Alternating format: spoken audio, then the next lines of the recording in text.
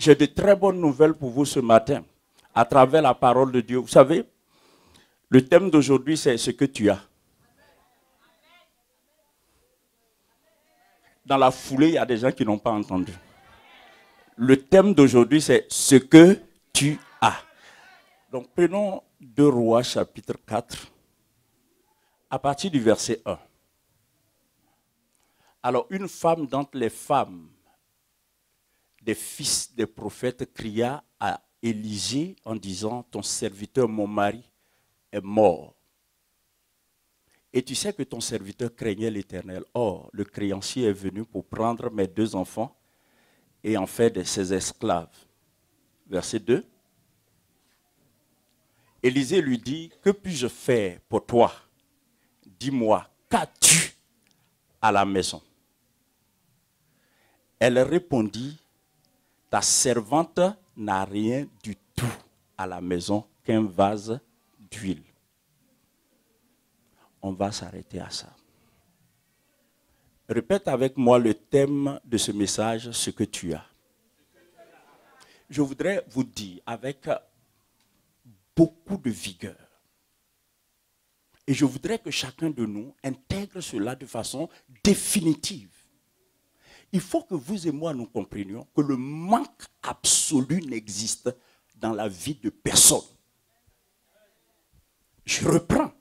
Le manque absolu n'existe dans la vie de personne. En d'autres termes, vous ne rencontrerez pas un être humain en vie, un être humain vivant qui manque de tout de façon absolue. Par conséquent, le manque absolu n'existe pas. Tous ceux et celles qui, confrontés à certaines circonstances, ne cessent de dire qu'ils n'ont rien, en fait, ils sont victimes d'un abus en ce qui concerne le fonctionnement de leur mentalité. Parce que le manque absolu, en réalité, n'existant pas, reste une impression. C'est une impression. On a l'impression qu'on manque de tout. C'est une tendance presque naturelle. On manque de tout. Écoutez-moi très bien. La vie ne peut pas tout te prendre. La mort, les circonstances, les épreuves, aussi longtemps que tu es en vie, rien ne peut tout te prendre.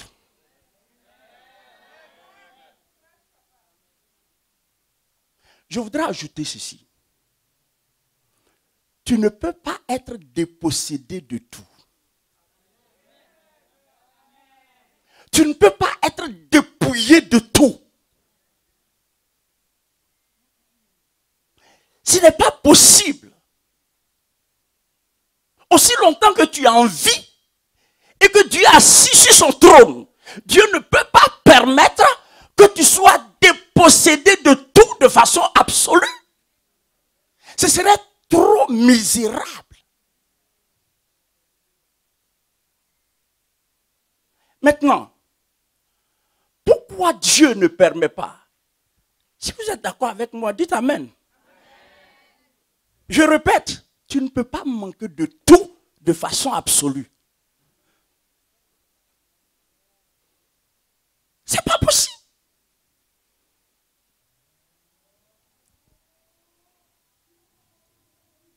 Pourquoi Dieu ne permet pas que nous manquions de tout? Parce qu'en réalité, quand tu as tout perdu, il y a quelque chose qui te reste. Et ce quelque chose qui te reste, c'est ce que tu as. Et ce que tu as contient ce que tu auras.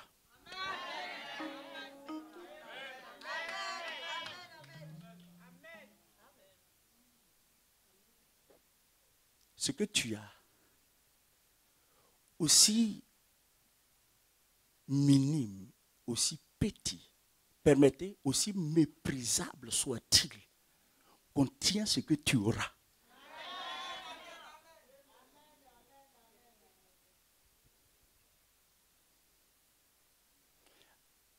En d'autres termes, c'est dans la valorisation de ce que tu as que tu obtiendras ce que tu cherches. Est-ce que quelqu'un me saisit? Non, ce que tu as contient ce que tu auras. Écoute, et ce que tu as contient ce que tu deviendras. C'est pourquoi Dieu ne permet pas que tu sois dépossédé de tout.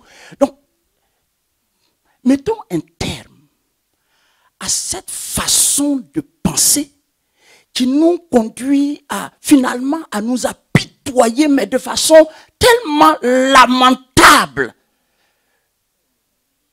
que tout ce qu'on peut avoir ou déployer comme élan qui pourrait nous propulser et nous permettre de rebondir est brisé par cette mentalité. À partir de l'instant où je dis que je n'ai rien, si je n'ai rien, c'est que je ne peux rien.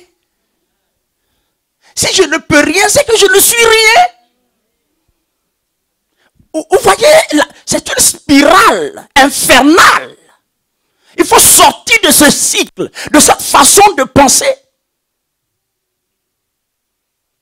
Parce qu'au fond, quand tu dis que tu n'as rien, ce n'est pas tant parce que tu n'as rien, c'est parce que tu penses que tu n'as rien. Mes amis, regardez. Ramenez-moi le test à l'écran, s'il vous plaît.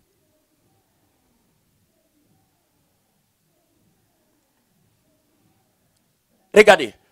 Une femme d'entre les femmes des fils des prophètes cria à l'Éternel, à Élisée, en disant, ton serviteur, mon mari est mort. Elle n'a plus son mari.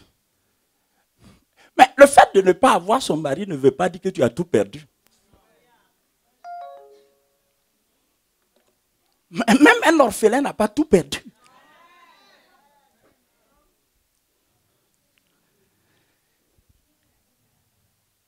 Et tu sais que ton serviteur craignait l'Éternel. Or, le créancier est venu pour prendre mes 2 enfants et en faire ses esclaves.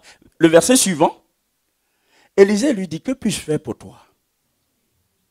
Dis-moi, qu'as-tu à la maison? Dis-moi, qu'as-tu à la maison? Premièrement, Élisée, en posant la question de cette façon, savait que personne ne peut manquer de rien. Enfin, que personne ne peut manquer de tout. Que personne ne peut manquer de tout. Ce serait maladroit qu'Élisée, s'adressant à une femme, qui plus est à une veuve, qu'est-ce que tu as? Qu'as-tu à la maison? Qu'as-tu à la maison? Il était convaincu en lui-même que cette femme a quelque chose. Parce que tout le monde a quelque chose.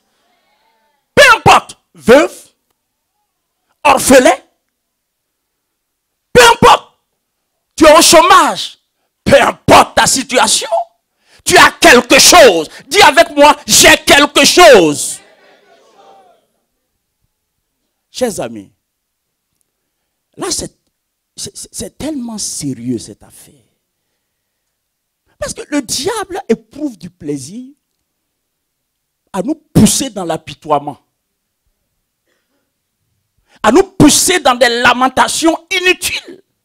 Et puis on marche la tête comme ça, on est courbé.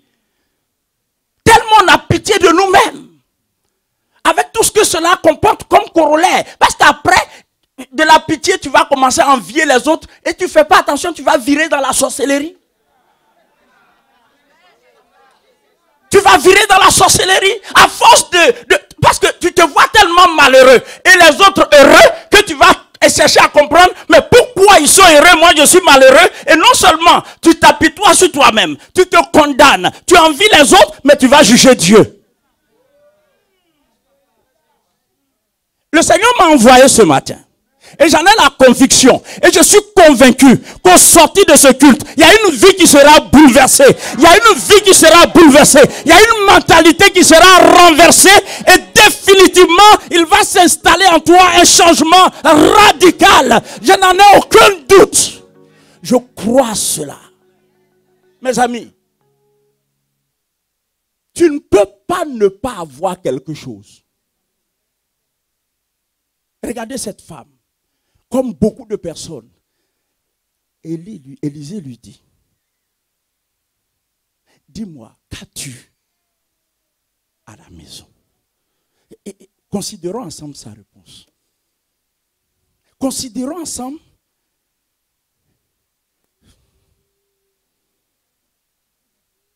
mes amis, quand vous lisez la Bible, tenez compte de la structure grammaticale des phrases. C'est important. Regardez. Ta servante n'a rien. Vous voyez comment elle commence? Ta servante n'a rien. Rien veut dire rien quoi. Il y a des mots que nous utilisons comme si nous manquions de vocabulaire. Parce que rien n'a pas sa place quand on a quelque chose. Quelqu'un peut dire amen? Je veux dire, tu ne peux pas dire rien quand tu as quelque chose. Parce que même un petit, permettez-moi, un petit truc, c'est quelque chose. Donc tu ne peux pas dire rien. Tu ne peux pas dire rien. Je veux encourager quelqu'un ce matin. Tu sais, tu as quelque chose.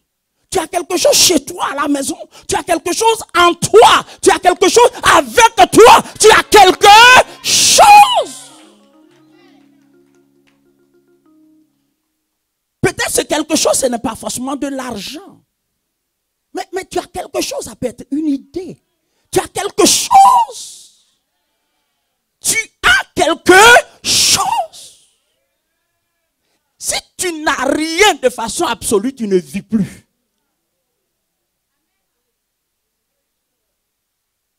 Et je pense que quelqu'un a besoin de relever la tête ce matin.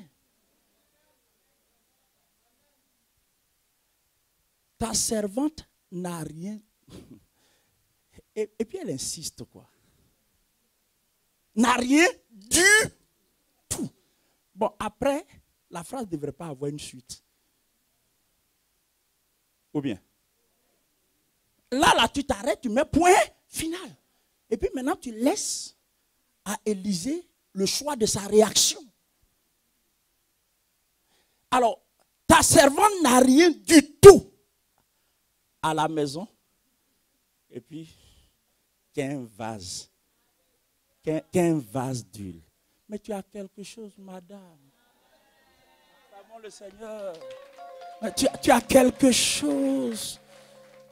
Tu as quelque chose. Alors, vous savez quoi? On va continuer la lecture. Descendons au prochain verset. Vous allez voir le miracle de Dieu. Et il dit, va demander au dehors des vases chez tous tes voisins. Remarquez ceci. La femme lui dit, au final, elle lui dit, je n'ai qu'un vase. Et ce qui est impressionnant, Élisée ne lui dit pas, va chercher un peu d'huile, va chercher un peu de farine, va chercher un peu de blé, mais va chercher des vases pour compléter ce que tu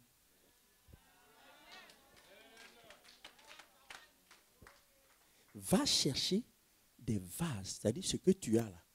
Va chercher d'autres pour ajouter. Comprenez, nous sommes partis d'un principe. Ce que tu as contient ce que tu auras. Oh, je refuse cet amen, il est trop timide. J'ai dit, ce que tu as contient ce que tu... Oh, dis amen. Tu sais, en commençant par comprendre ces choses, tu entres dans le changement de mentalité.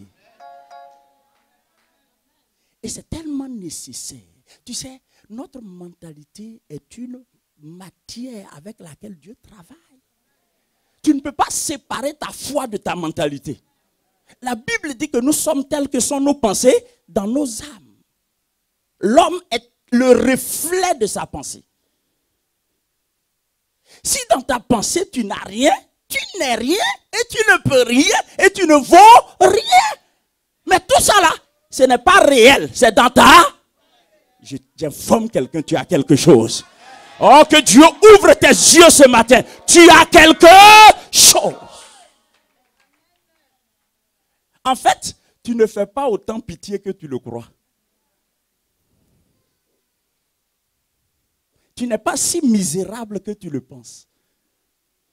Est-ce que je suis en train de parler à quelqu'un? Tu n'es pas si pauvre que tu le crois. Tu as quelque chose. Élisée dit à cette femme, va chercher d'autres vases. Parce qu'en réalité, Dieu partira toujours de ce que tu as. Parce que Dieu sait que tu as toujours quelque chose. C'est pour ça que Dieu ne permet pas que nous soyons dépossédés de tout.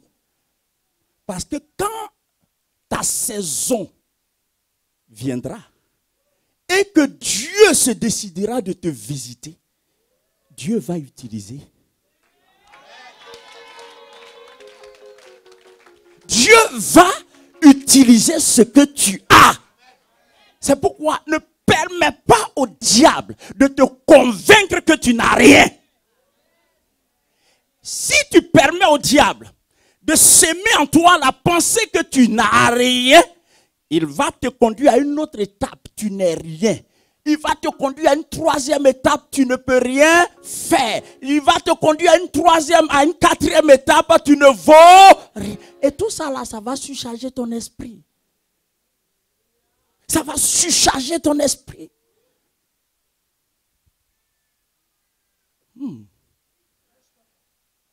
Dis, j'ai quelque chose. Vous savez quoi? Vous connaissez la Bible. La Bible nous parle de Job. Job a été éprouvé comme jamais un homme l'a été.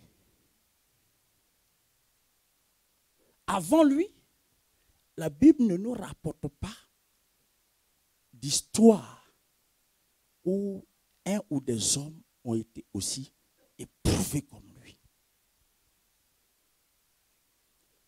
Les épreuves de Job étaient particulières. Il a perdu ses biens, son bétail compris. Il a perdu ses enfants. Il a perdu sa santé. Il a perdu sa femme. Sa femme n'était pas morte, mais elle l'a quitté.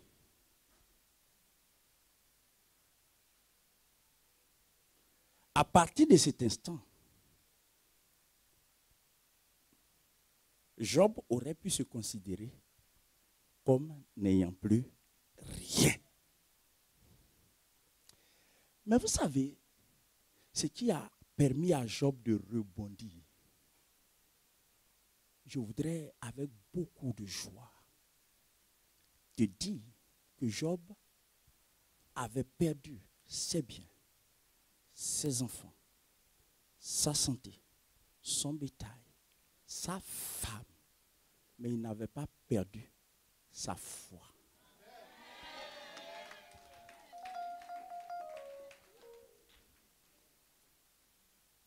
Il avait quelque chose.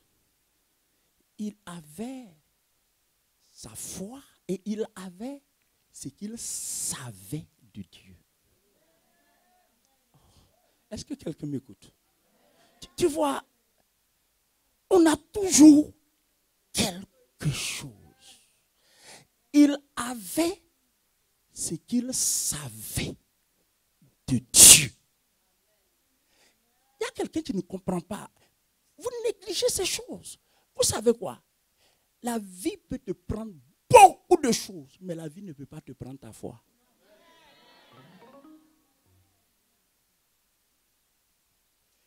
Job était acculé, pas seulement par les épreuves de la vie, mais par la visite inconséquente de ses amis. par des propos non édifiants de ses amis.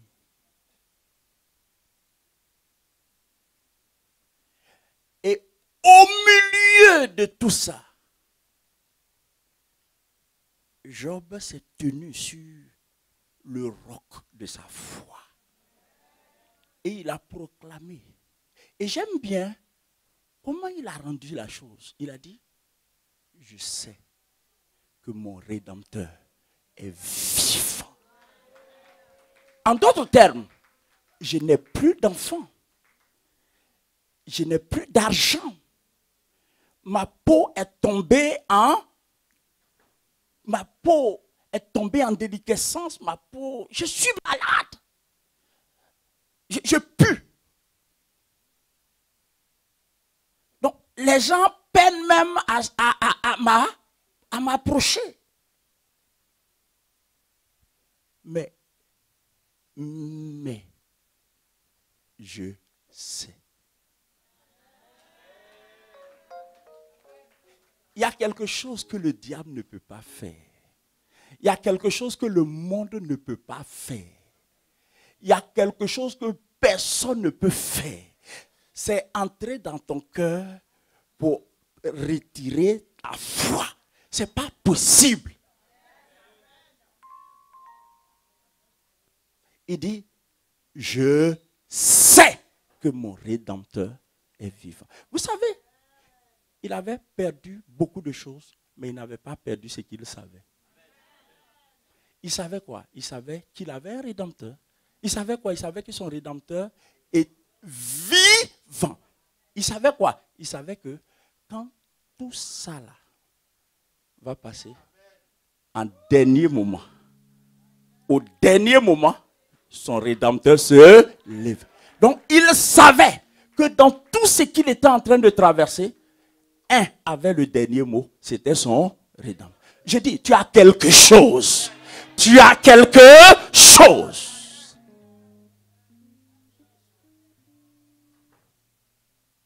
Job 19, 25, c'est ça. Je sais que mon Rédempteur est vivant. Vous connaissez l'histoire de la femme qui perdait du sang pendant 12 ans. La Bible nous dit de façon très claire et sans appel, sans que cela appelle quelques commentaires que ce soit, qu'elle avait tout dépensé. Elle avait tout dépensé. Dépensé tout son argent. La quête de la santé, la quête de la guérison avait fini par la dépouiller. Non seulement elle avait tout dépensé, mais elle avait vu tous les médecins compétents d'alors. Cette femme, cependant, avait quelque chose. Elle avait son rêve, son espoir, l'espérance qu'un jour, elle sera guérie. Ça ne l'a jamais quittée. Je suis convaincu que dans son voisinage, ou même dans sa famille, il y a des gens qui ont dû lui dire, mais c'est bon comme ça. Tu as fait tout ce qui était en ton pouvoir. Vous savez, il y a des gens qui sont héros pour eux-mêmes et qui après deviennent des exemples pour tout le monde. Parce que ces gens-là ne baissent jamais les bras. Ils ne jettent jamais l'éponge. C'est des gens qui ont adopté comme devise de vie. Tant que je vis, je poursuivrai mon rêve. Tant que je vis, je poursuivrai mon rêve. Je croirai à mon rêve.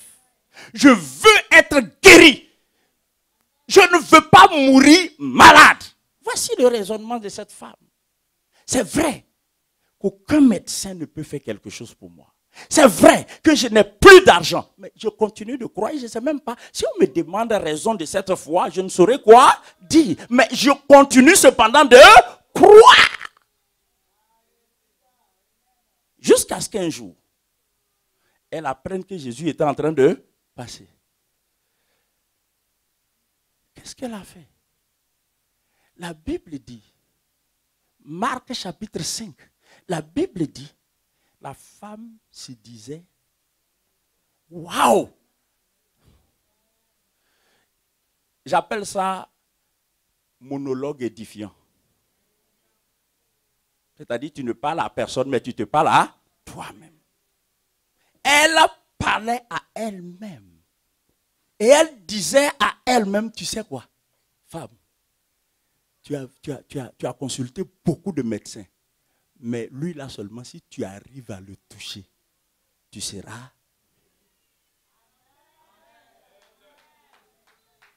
Tu as. Oh, tu ne comprends pas. Tu as quelque chose. Tu as quelque chose. Il faut que tes yeux s'ouvrent. Parce que, vous savez, le sentiment de misère, l'apitoiement sur soi, ce sont des choses qui ferment nos yeux sur ce que nous pouvons faire et sur ce que nous avons. Ce sont des choses qui finalement étouffent nos élans et détruisent toute initiative qu'on peut prendre. Pourquoi jettes-tu l'éponge? Pourquoi t'assois-tu croisant les bras, attendant la mort? Pourquoi? Pourquoi penses-tu que ton sort est définitivement réglé? Pourquoi? Sur quelle base? Pourquoi?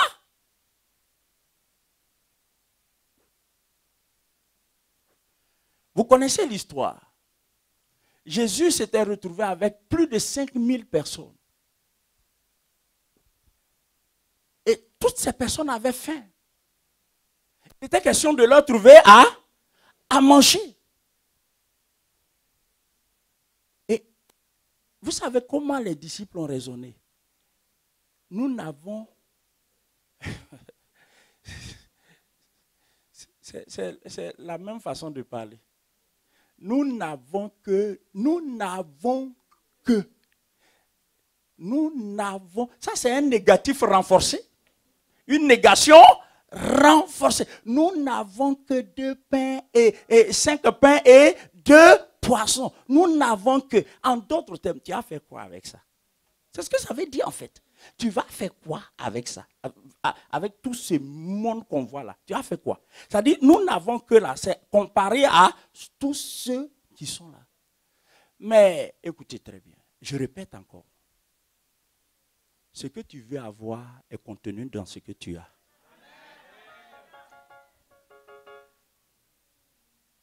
Ce que tu veux avoir est contenu dans ce que tu as. Donc, je te mets en garde ce matin. Ne méprise pas ce que tu as. Parce que si tu méprises ce que tu as, tu te prives de ce que tu veux avoir. Est-ce que je parle à quelqu'un?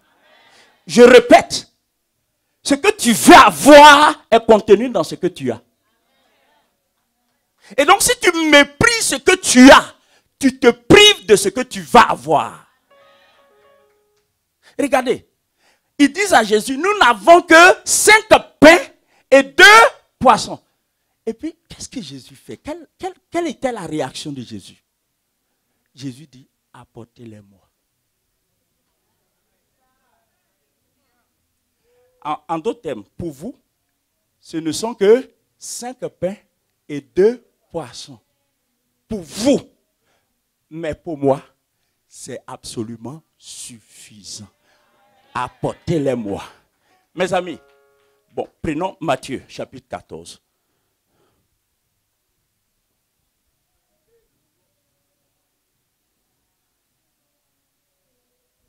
Matthieu 14.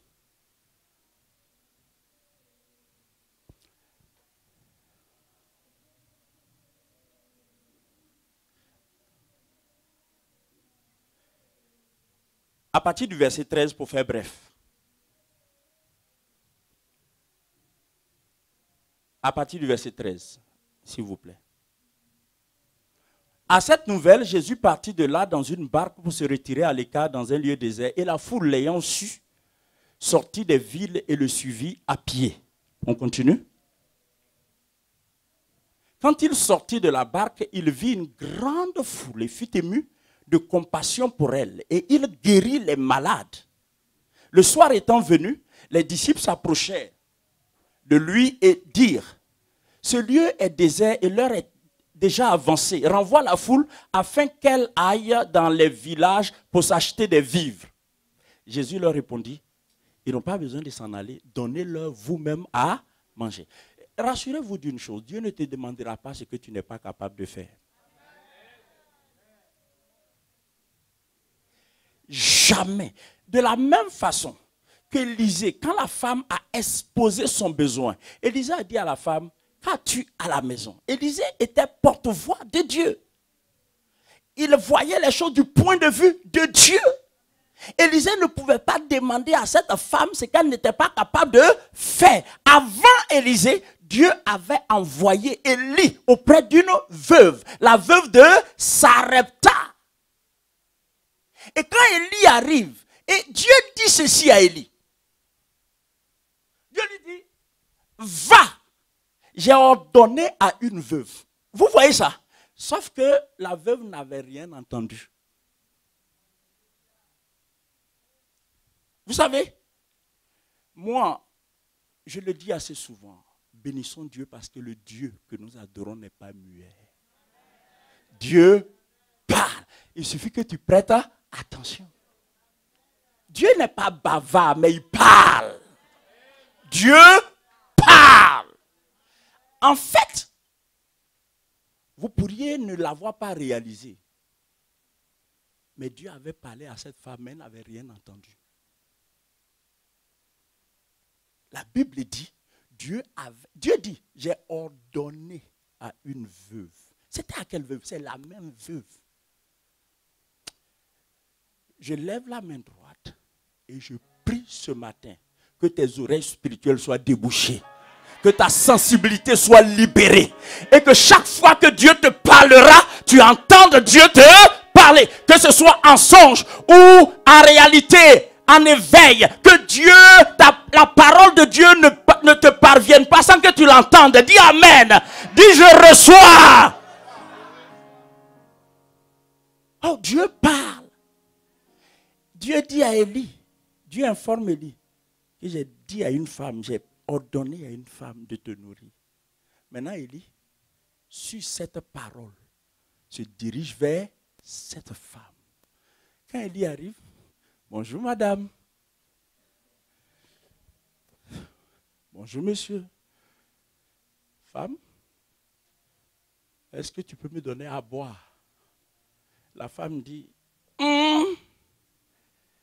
C'était 3 ans et demi de sécheresse et de famine. Et la femme dit ceci, un raisonnement vraiment bidon. Mais bidon. Ce n'est pas un mépris pour cette femme. Parce que regardez, elle a dit à Élie, je n'ai rien. Hein. Ce que j'ai là, je n'ai rien. Ce que j'ai, je n'ai rien. Ce que j'ai. Ça c'est nous ça. Je n'ai rien, ce que j'ai. Dès lors que tu commences par je n'ai rien, ce que j'ai, c'est que ce que tu as ne vaut rien à tes yeux. Et ça c'est dangereux. Parce que ce que tu as là, c'est à partir de ça que Dieu va te donner ce que tu dois avoir. Oh, est-ce que je suis en train de dire quelque chose de sensé à quelqu'un? Je suis en train de dire à quelqu'un que quand tu dis tu n'as rien, tu méprises ce que Dieu va utiliser pour te bénir. Je n'ai rien. Mais ce que j'ai, je vais préparer ça. Et mon fils et moi, suivez très bien, c'est écrit. Mon fils et moi, nous mangerons et nous mourrons. Mais puisque tu sais que tu vas manger ça, et puis après tu vas mourir, donne ça à celui qui y arrive là. Parce que dans tous les cas, que tu manges, que tu ne manges pas, tu vas mourir. Alors pourquoi tu veux manger? Donne-lui ça. Tu es convaincu que tu vas mourir. Donne à quelqu'un qui est convaincu qu'il veut vivre.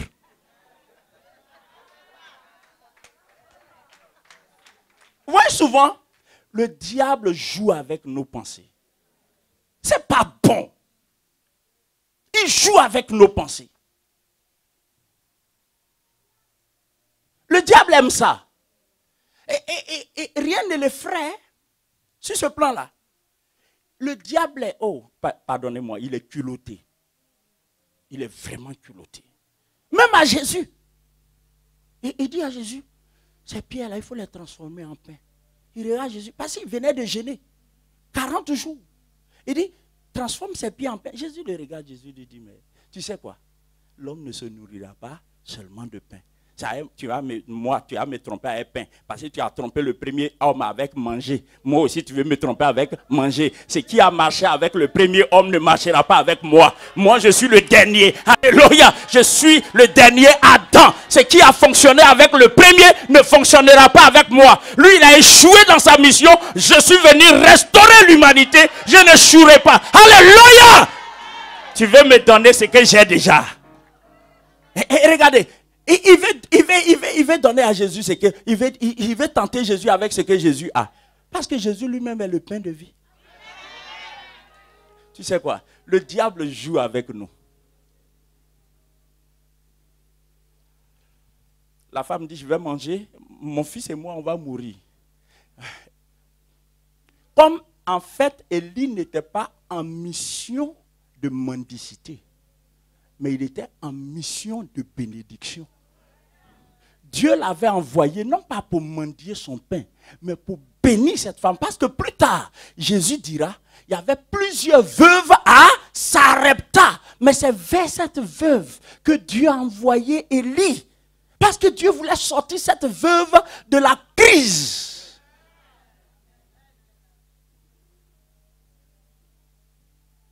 Amen. Si un serviteur de Dieu, pour une raison quelconque, te sollicite pour quelque chose, réfléchis 2 fois avant de lui refuser. Réfléchis 2 fois. Est-ce que vous avez compris? Je ne dis pas ça parce que je suis prêt à vous demander quelque chose.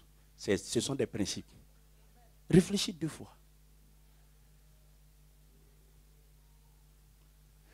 Parce que bien souvent, ce que l'homme de Dieu te demande là n'est rien d'autre que le moyen par lequel tu vas être béni. Sinon, d'un certain point de vue, c'est absurde en temps de famine de surcroît d'aller s'adresser à une veuve. Ça fait 2 éléments qui devraient dissuader Élie de demander quoi que ce soit à cette femme. Famine, veuve. Mais vous savez, Ésaïe 55 dit, les voies de Dieu ne sont pas nos voies. Faites très attention. Tu connais Dieu, personne n'en disconvient. Mais est-ce que tu connais les voies de Dieu? Les voies de Dieu, c'est différent de... Connaître Dieu, connaître ses voies, c'est différent. Tu peux connaître Dieu, tu es sauvé. Mais connaître les voies de Dieu, c'est savoir marcher avec Dieu. C'est-à-dire connaître les manières de faire de Dieu. Les manières d'agir. Dieu a ses manières d'agir, quelquefois qui déroutent notre logique, qui renversent notre mode de raisonnement. Comment tu peux aller t'adresser à une veuve en pleine famine et lui demander, donne-moi à boire. Et puis après, et regardez ce qu'Élie lui a dit. J'ai compris, madame, mais ce qui est là, prépare. Et puis quand tu prépares, sers-moi d'abord. Je mange et après, ton fils et toi, vous allez manger. Si c'était toi, je suis sûr, si c'était toi, tu vas fermer les yeux et tu vas dire, faux prophète, sors de ma maison au nom de Jésus. Oui! Tu vas le traiter d'escroc. Parce que ça, c'est le raisonnement typique d'un escroc.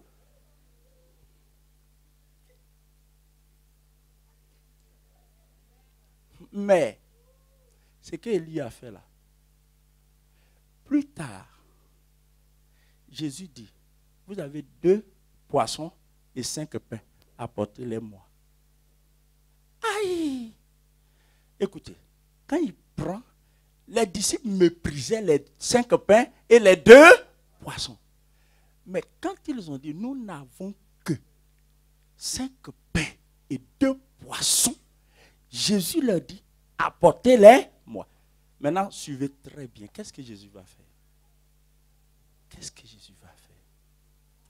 Jésus ne va pas gêner et prier. Jésus ne va pas faire de veillée. Qu'est-ce que Jésus va faire? Matthieu 14. Regardez. Au verset 18, apportez-les-moi. En fait, lui, la différence entre Dieu et nous, c'est que Dieu a du respect pour ce que nous avons. C'est-à-dire, ce que tu as et tu méprises, Dieu respecte ça. Vous connaissez le texte dans la Bible qui dit, ne méprisez pas les faibles commencements, les commencements timides. C'est-à-dire quelqu'un est en train de faire quelque chose et puis tu dis ça, c'est quoi? J'ai appris que l'un des grands propriétaires d'une des grandes parfumeries au monde a commencé son commerce par la vente à la sauvette dans les rues, comme les gens le font, Montmartre, Champs-Élysées, Tour Eiffel, comme ça. Et aujourd'hui, ils ne vont plus à la sauvette. C'est dans les grands magasins. En fait, souvent quand vous parcourez les rues de Paris, vous voyez, je ne sais pas si c'est c'est des Asiatiques dans tous les cas, qui vendent les bouteilles d'eau là. Ils ont des glaçons, ils mettent dans des seaux et ils mettent les bouteilles d'eau. Ils savent qu'en plein été, les gens ont soif. Puis ils vendent les mêmes bouteilles d'eau là. Ils ne sont pas nés ici. Ils viennent de loin pour faire ça. Mais le fait est que celui qui fait ça aujourd'hui, il va faire ça demain, il va faire ça après-demain. Et le mois prochain, l'année prochaine, on ne le trouvera plus là. C'est un autre qu'on va trouver. Parce que celui qui faisait ça là, il a déjà ouvert sa boutique.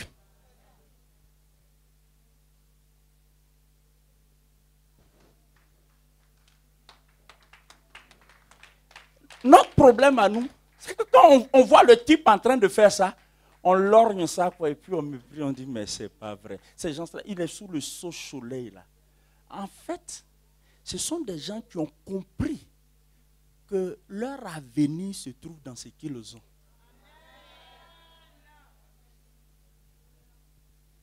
C'est dangereux de croire que ton avenir est dans ce que tu n'as pas et que tu auras. C'est un piège. Que Dieu t'en délivre. Que Dieu m'en délivre. Ton avenir n'est pas dans ce que tu n'as pas. Ton avenir n'est pas dans ce que tu n'as pas. Ton avenir est dans ce que tu as. Pose-toi la question. Qu'est-ce que j'ai? Qu'est-ce que j'ai? Alors, verset 19.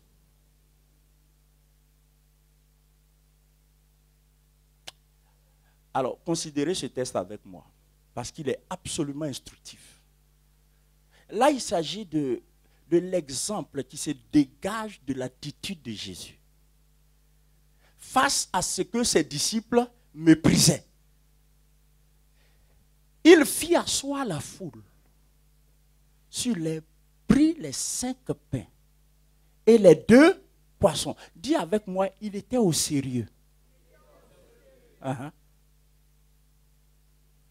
Il n'y avait rien de complaisant dans ça.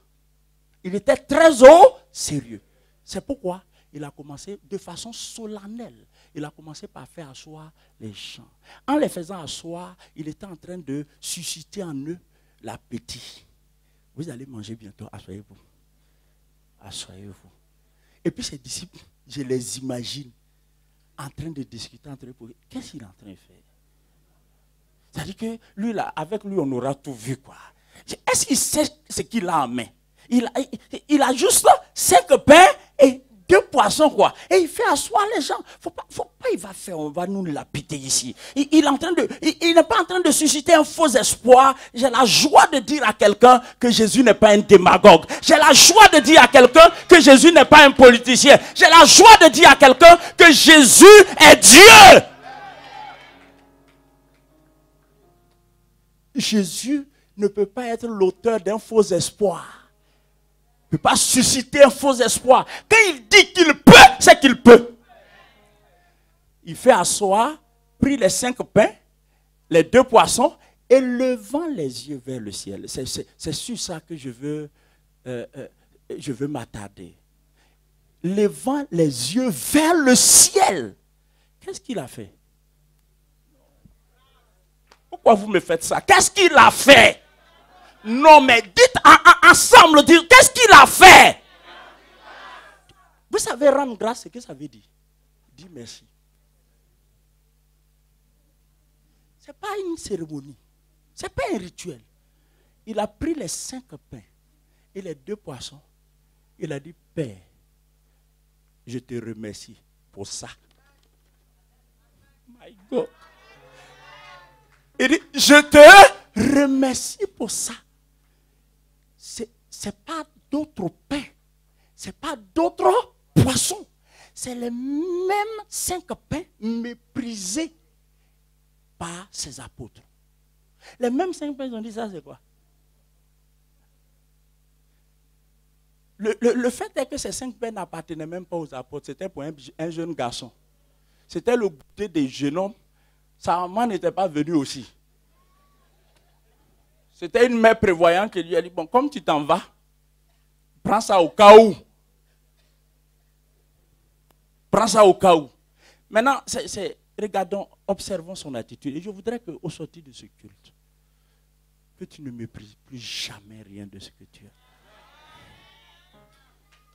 Ne méprise plus jamais rien de ce que tu as.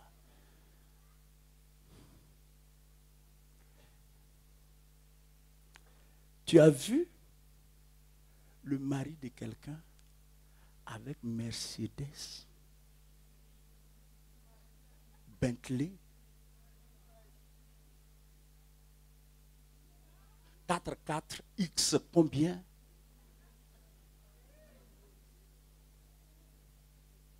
Tu as vu l'enfant de quelqu'un, on dit il est 3 fois ingénieur. 3 fois ingénieur. 3 fois docteur. Il est très précoce, très intelligent.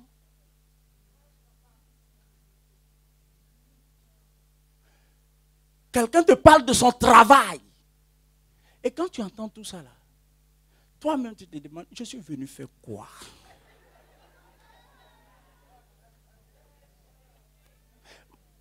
Ça dit, tu as pitié de toi et puis tu as pitié de Dieu même. Oui, tu as honte même de dire que tu es chrétien. Je suis venu faire quoi? Tu sais, tu as 1000 lieues.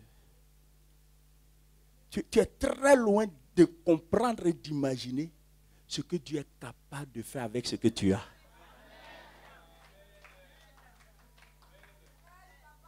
C'est seulement hier que j'ai appris que Mamoudou Gassama, oui, c'est seulement hier que j'ai appris que Mamoudou Gassama, quand il était au Mali, il jouait très bien au ballon. On l'a même surnommé Zidane. Oui, mais son itinéraire ne devrait pas passer par le football. Sauf que la pratique du football l'a rendu athlétique. Écoutez, cet homme, il n'avait pas les papiers pour travailler en France, mais il avait la force athlétique. Oh, il avait quelque chose. Il avait l'agilité dans ses muscles. Donc il avait quelque chose. J'ai dit, il n'était pas régularisé. Il était clandestin. Il dormait dans la promiscuité. Tout ça là, c'est grave. Mais dans tout ça là, il avait son agilité physique. Mais l'occasion d'exploiter, de valoriser et de maximiser son agilité là ne s'était pas encore présentée. Jusqu'à ce que un enfant soit suspendu, n'est-ce pas, au 4e étage. Et quand il a vu cet enfant, il y a quelque chose au fond de lui-même. Je ne vous parle pas d'un chrétien, mais je vous parle d'un être humain. Il y a quelque chose au fond de lui-même qui lui a dit, Mamoudou Gassama, c'est l'occasion pour laquelle tu es agile. Va, saute sur l'occasion. Va, c'est ce que tu as. Ceux qui regardent là, ils n'ont pas ce que tu as. My God, les gens qui sont en train de regarder n'ont pas ce que tu as. C'est pour un temps comme celui-ci que je t'ai doté de ce muscle, que je t'ai doté de cette force. Apparemment, il était avec sa petite amie.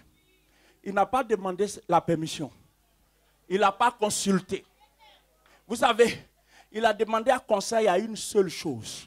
Il a demandé conseil à son agilité. Est-ce que tu peux répondre présent à ce rendez-vous? Et il a entendu la voix de ses muscles dire oui. C'est pour ça que nous sommes là. Nous avons fonctionné tout le temps pour ça. Et il s'est mis à courir. Et il s'est mis à gravir cet immeuble. Et aujourd'hui, Mamoudou Gassama est devenu quelqu'un d'extraordinaire. Quelqu'un dont on parle. Écoutez-moi très bien. Qu'est-ce qui s'est passé? Dieu a utilisé ce qu'il a pour faire ce qu'il est.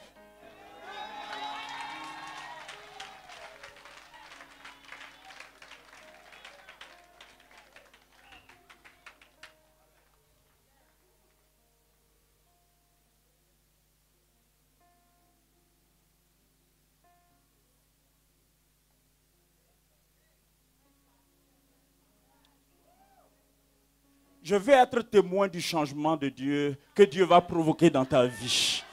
Je vais être témoin du bouleversement positif que Dieu va introduire dans ton histoire. Quelqu'un peut dire Amen. Je veux assister à ça. Et je veux que tu assistes à mon changement, à ma transformation. Quelqu'un peut dire Amen. Et je suis convaincu, j'annonce à quelqu'un que le changement n'est pas loin. Parce que Dieu commence par le changement de mentalité. Quand ta mentalité change, ton histoire va suivre. Ton histoire va suivre. Ta destinée va suivre. Est-ce que je peux obtenir un amen conséquent?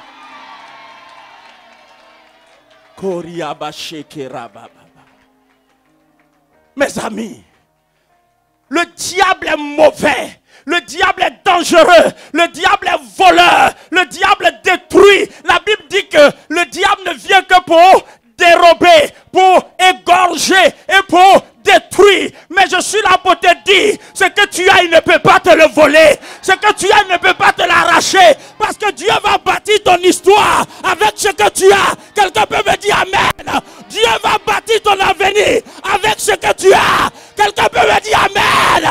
J'ai dit ton avenir va être bâti avec ce que tu as. Ne sois pas de ceux qui méprisent ce qu'ils ont.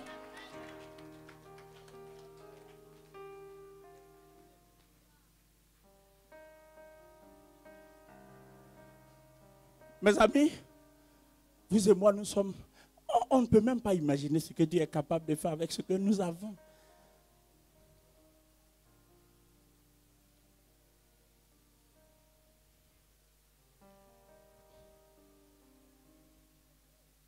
Jésus, le créateur de toutes choses. Et vous savez, waouh, le Seigneur me dit de te dire que ce que tu as a du potentiel.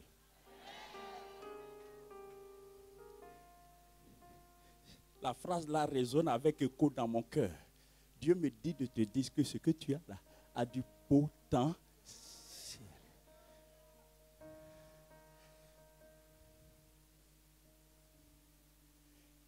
Vous savez,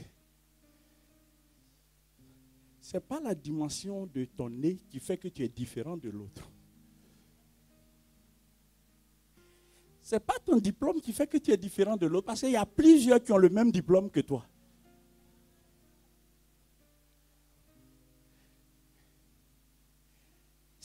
ce n'est pas ta taille qui fait que tu es différent de l'autre. Il y a plein qui partagent la même taille que toi. Tu vois, quand tu vas dans les magasins d'habits, si c'est 42, tu es dans 42, il y a plein de 42. C'est une série. Tu appartiens à une série. Donc, sur ce plan-là, tu n'es pas... Tu sais ce qui fait que tu es unique? C'est que ce que tu as que les autres n'ont pas.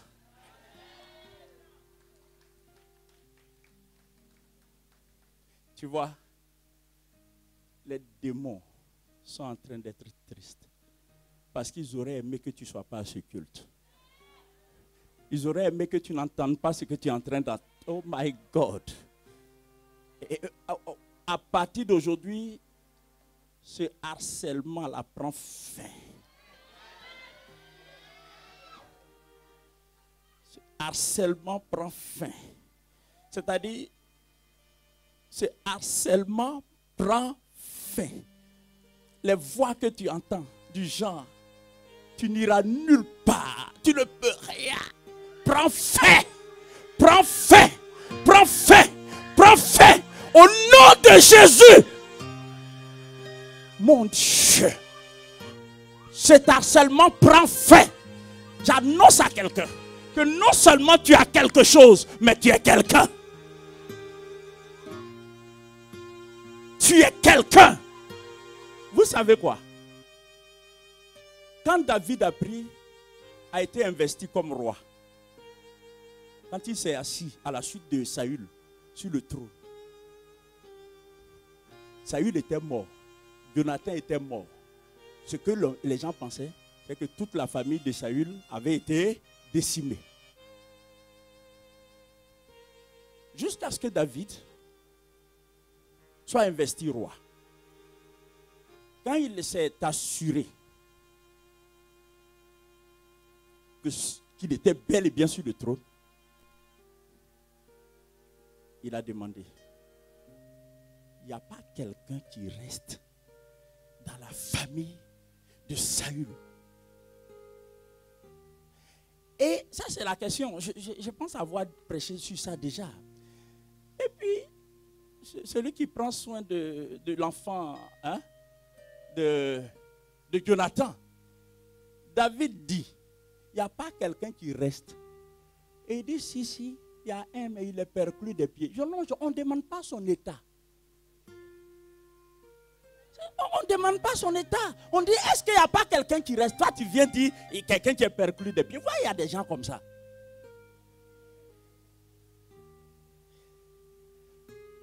Nous sommes au 17 juin. Je prophétise qu'avant la fin de ce mois de juin, ton bienfaiteur arrive sur son chemin.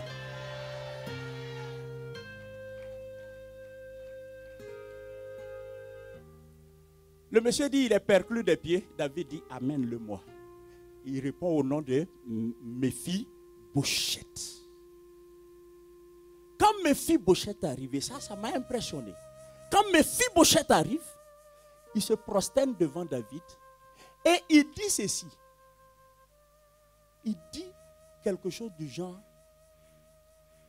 qu'est-ce qu'un chien mort comme moi a pu faire? Un chien mort. Un chien mort. En fait, Méphi-Bosheth avait tout perdu.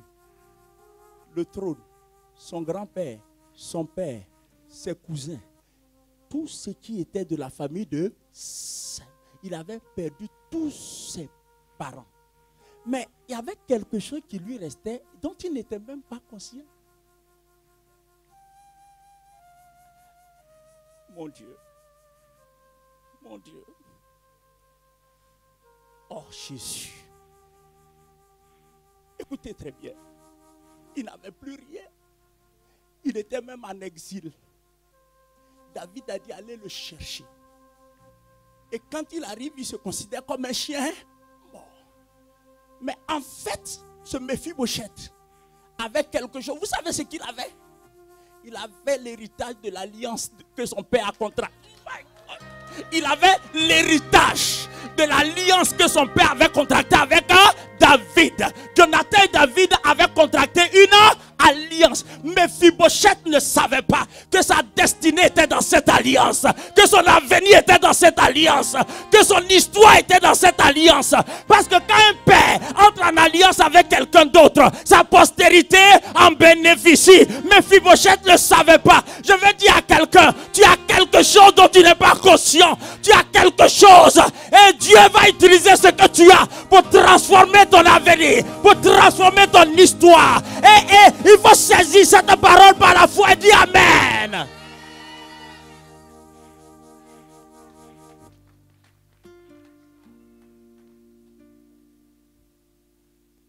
Tu as quelque chose. Tu as quelque chose. Oh Dieu. Arrière de toi, Satan. Arrière de toi, ces démons qui viennent suggérer à ton esprit que tu n'es rien, que tu n'as rien, que tu n'arriveras nulle part. Arrière de toi, je veux dire à quelqu'un, tu as quelque chose. Tu as quelque chose. Tu as ta foi. Tu as ce que tu sais de ton Dieu. Tiens-toi ferme sur ce que tu as. Garde ce que tu as. Paul a dit à Timothée, demeure dans les choses que tu as apprises. Garde ce que tu as. Tu as quelque chose. Garde ton rêve. Tu as quelque chose. Garde ton idée. Tu as quelque chose. Garde ta foi. Tu as quelque chose. Tu as ton alliance avec ton Dieu. Quand l'apôtre Paul dit qu'il nous séparera de l'amour de Dieu manifesté en Jésus-Christ. Il dit, même les anges ne peuvent pas nous séparer de cela. Je vais dire à quelqu'un, tu as quelque chose.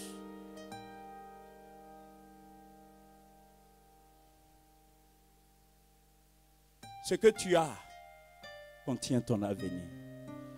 Ce que tu as contient ton devenir. Ce que tu as contient ton histoire. Tu as quelque chose. Je veux juste conclure en te disant ceci. Ce que tu as, que Dieu va utiliser, écoute-moi très bien. Dieu ne permettra ni à Satan, ni à ses démons, ni au monde, ni aux hommes, malgré leur méchanceté, ni à aucune adversité. Dieu ne permettra à aucune opposition à ta vie. Dieu ne permettra à personne. Dieu lui-même, écoutez très bien, Dieu lui-même va sécuriser ce que tu as. Parce que Dieu sait que si tu perds ce que tu as, il a perdu ce qu'il peut utiliser. Dieu va sécuriser. Tu ne perdras pas ce que tu as. Dieu va utiliser ce que tu as. Aucune circonstance ne t'arrachera ce que tu as. Aucune situation ne t'arrachera ce que tu as. Vérifie très bien. Considère ton histoire. Donne à Dieu l'occasion de t'ouvrir les yeux. Et regarde-toi toi-même. Quand nous finissons ce culte, va et arrive chez toi et mets-toi devant le miroir et dis à toi-même, tu n'es pas si pauvre que tu le croyais. Tu n'es pas si misérable que tu le croyais. Tu n'es pas dépouillé. Tu n'es pas dépossédé. Tu as quelque chose. Je vais dire à quelqu'un ce matin, ce que tu as n'est rien à tes yeux, mais ta richesse s'y trouve. Ta prospérité s'y trouve. Ton avenir s'y trouve. Ta destinée s'y trouve. Est-ce que je peux obtenir ton amen?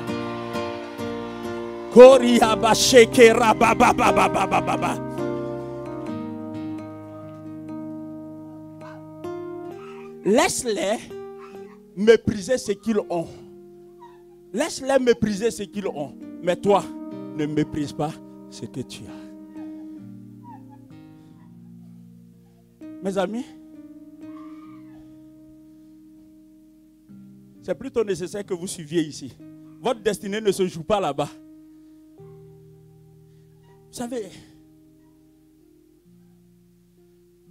Savez-vous pourquoi Dieu est le maître des temps et des circonstances? Pour que les circonstances ne puissent faire que ce que Dieu permet. Devrais-je ajouter, pour que les circonstances ne puissent pas faire ce que Dieu n'a pas permis. Dieu Dieu a dit à Satan, tu peux toucher à Job, mais tu ne touches pas à sa vie. Dans ma Bible, il est écrit que Dieu a imposé une limite à la mer. Chaque fois qu'il y a un tsunami, c'est que Dieu l'a voulu. C'est cruel, c'est dur, mais ça relève de la souveraineté de Dieu. Parce que Dieu a imposé une limite à la mer. Dieu a imposé une limite à la mort. Dieu a imposé une limite à la maladie. Je veux dire, tu peux être malade de quelque manière que ce soit. Sur l'échelle de gravité, tu peux être à 100%. Mais tant que tu respires encore, tu as quelque chose.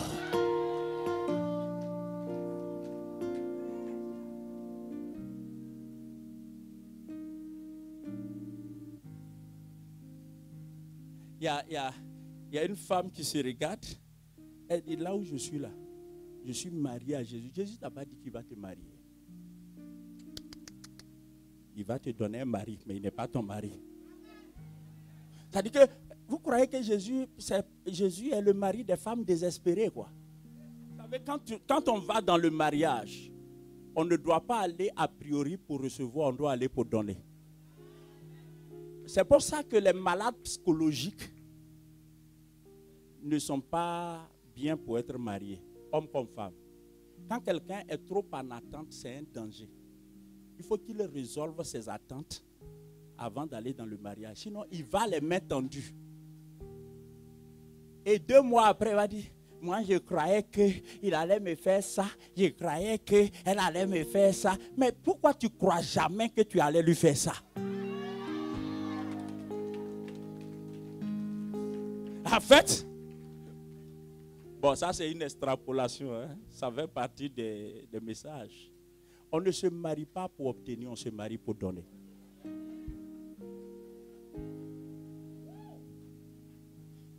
J'ai pas eu les amens que c'est.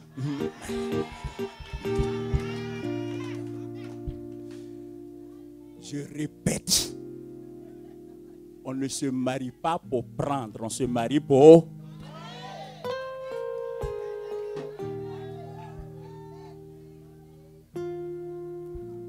Si un homme épouse une femme sanguesue, connaissez, c'est une bête, hein? Cette bête, une fois qu'elle s'accroche à toi, ce n'est pas pour te donner quelque chose, hein, c'est pour prendre. Et il y a des femmes sanguesues. Ok, en fait l'idée est la suivante, et je termine là. Il y a une femme. Le diable est mauvais. En fait, le diable voulait t'éviter cette prophétie-là. Mais je te la donne. Tous les démons, prenez ça au sérieux, tous les démons issus, je ne sais pas, de ta famille, de ta région, de n'importe où, qui s'organisent pour ne pas que tu sois marié, je t'informe, ils sont venus en retard.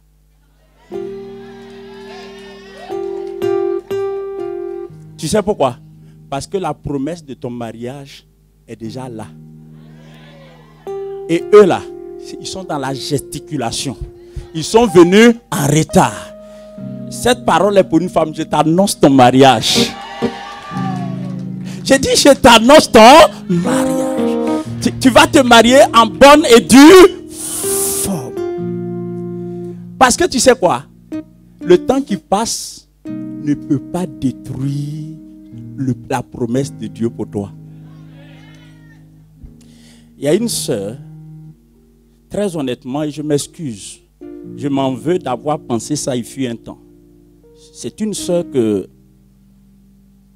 je ne suis pas la seule à la connaître, quelques personnes ici la connaissent. Elle n'est pas de notre mission. Elle a quitté l'Afrique, elle est venue.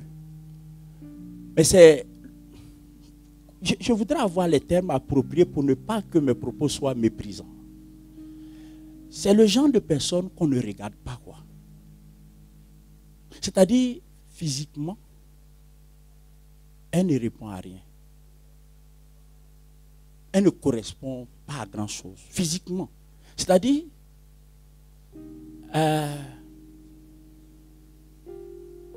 c'est à peine même si on la saluait, quoi. Non, non, non, non. Non seulement physiquement, elle n'était pas...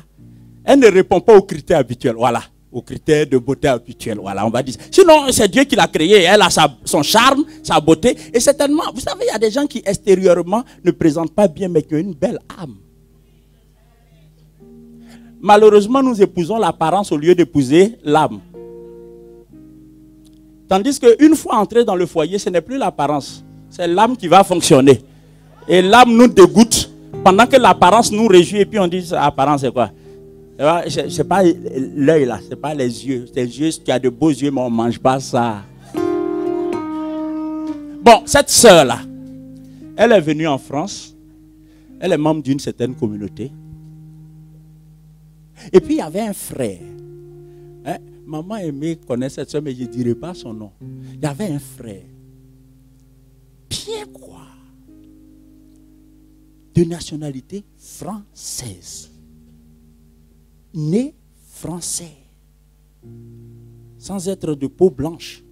Ah, comme on dit souvent. Mais né français, je crois antillais, ou en tout cas, il est des îles là. Et le frère était à l'église. Vous imaginez combien de sœurs convoitaient ce frère?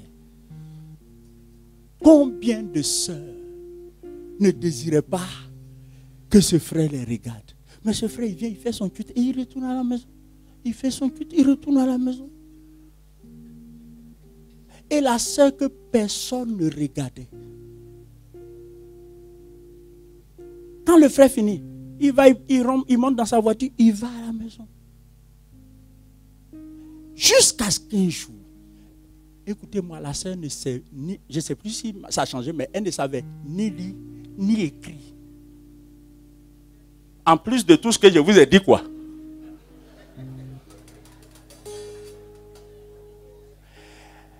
Et ce frère a regardé parmi toutes les sœurs de l'église. Il allait voir les officiels de l'église. Il dit, lui là, s'il n'épouse pas cette sœur-là, il ne va jamais se marier. Quand on a annoncé à la sœur même dit, est-ce qu'il a bien? Est-ce qu'il m'a bien regardé?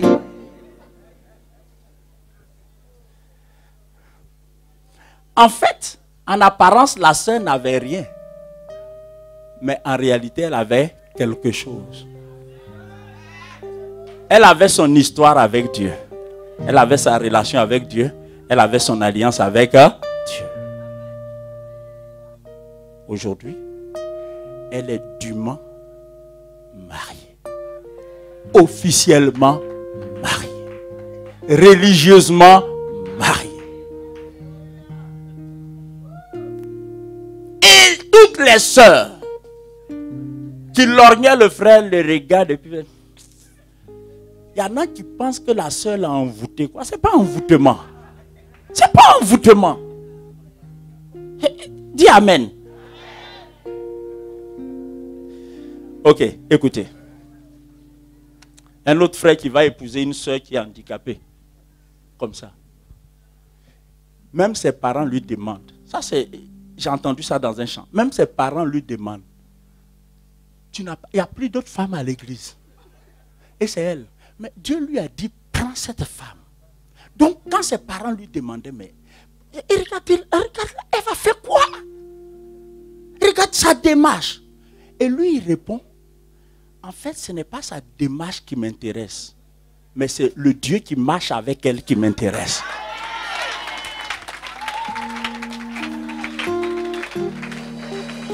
Les autres regardent à sa démarche, mais lui, il regardait au Dieu qui marchait avec elle. Il a épousé. L'histoire dit qu'il a épousé cette femme. Contre vents et marées, il a épousé cette femme. Dans son état. Elle a pris grossesse. Dans son état. À la maternité, elle a accouché. Mais il a attendu dans la salle d'attente. Tout le monde sort. Toutes les femmes qui étaient en travail ont accouché. Elles sortent. Il ne voit pas sa femme. Jusqu'à une certaine heure, il voit une femme sortir. Droite. Rayonnante. Et regarde, il voit le visage de sa femme, mais pas sa forme. Il voit que de par le visage, c'est sa femme. Mais de par sa forme là, c'est pas sa femme. Et puis elle dit, chérie, c'est moi. En fait, quand elle était en travail pour accoucher, Dieu était en travail pour l'opérer.